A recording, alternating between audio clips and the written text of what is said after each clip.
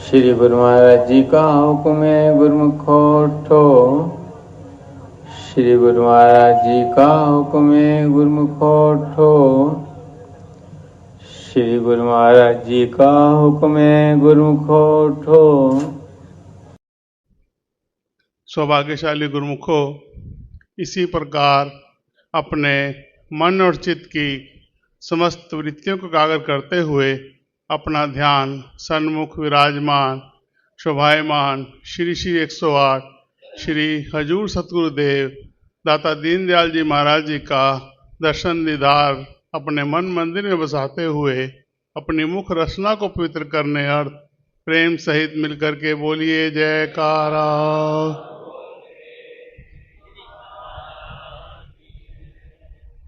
सौभाग्यशाली गुरुमुखो, हम सब गुरुमुखों के ऊपर कितनी रहमत व कृपा है कि श्री सद्गुरुदेव महाराज जी ने यहाँ घर बैठे ही हमें बम्बई अमरधाम में कृपा फरमाकर अपने दर्शनों से और अपने वचनों से खूब निहाल किया है।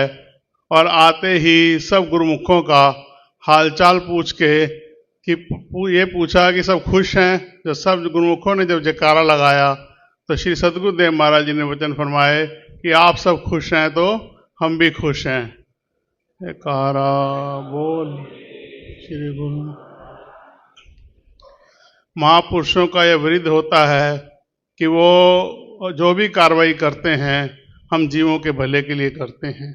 और संतों महापुरुषों का सानिध्य मिल जाए, उनकी चरण शरण मिल जाए, उनकी नज़दीकी मिल जाए तो इंसान की जीवन की काया पलट हो जाती है।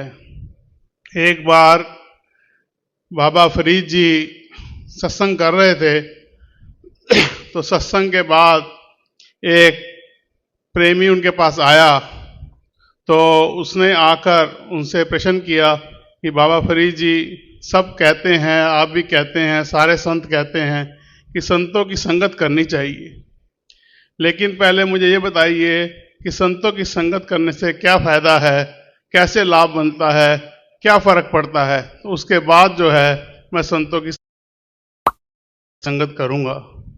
तो बाबा फरीद जी ने कहा कि थोड़ी देर रुको, आपके प्रश्न का उत्तर देते हैं। पहले एक सेवा कार्य कराओ कि जितनी संगत यहाँ बैठी है इन सब के जो जूते हैं, चप्पलें हैं, सब बाहर ऐसे इधर उधर पड़ी हैं, वो सब एक तरफ इकट्ठे करके आओ। तो वो प्रेमी गया बाहर और फटाफट अपने पैरों से, हाथों से फटाफट उसने सब के संगत के जूते और चप्पलें जो हैं एक साइड पे करके फटाफट हाथ धोकर बाबा फरीद जी के पास आ गया। फिर बाबा फरीद जी ने कहा कि अब हमारे कमरे में चले जाओ और हमारे जूते पड़े हैं उसे ले आओ। तो वो प्रेमी अंदर गया कमरे में और बड़े धन धन भाग मनाने लगा। बड़े आदर सत्कार से गया, मत्था टेका, बाबा फरीद जी के चरण दासी को बड़े प्रेम से मत्था टेका, चूमा, सिर पर उठाया और बड़े अदब के साथ जो है वो बाहर ले आया। तो बाबा फरीद जी ने कहा कि ये भी जूते हैं, चमड़े के बने हैं, और जो संगत के जूते बाहर पड़े थे वो भी चमड़े के हैं। तो आपने जब उनको इकट्ठा किया तो इतनी जो है वो इतनी भावनाएं, इतनी श्रद्धा तो नहीं दिखाई, लेकिन जब हमने अपने जूते बोले तो बड़ी भावना और श्रद्धा के साथ लेके आए हो। तो उसने कहा कि इन जूतों की बड़ी आपके ऊपर कृपा है, आपकी बड़ी कृपा है इन जूतों के ऊपर, जो आपने इसको अपनी सेवा का मौका दिया है, अपना सानिध्य दिया है, अपनी कृपा की है इसके ऊपर। तो बाबा फरीद जी ने कहा कि तेरे प्रश्न का यही उत्तर है कि जिस पर संतों की कृपा हो जाती है तो उसकी तकदीर ही बदल जाती है। कहते भी हैं ना कि ना अमीरों से मिलती है ना गरीबों से मिलती है, वो तकदीर बदल जाती है। वो तकदीर जो है वो कहाँ से मिलती है? वो सामने विराजमान हमारे गुरु महाराज जी से मिलती है।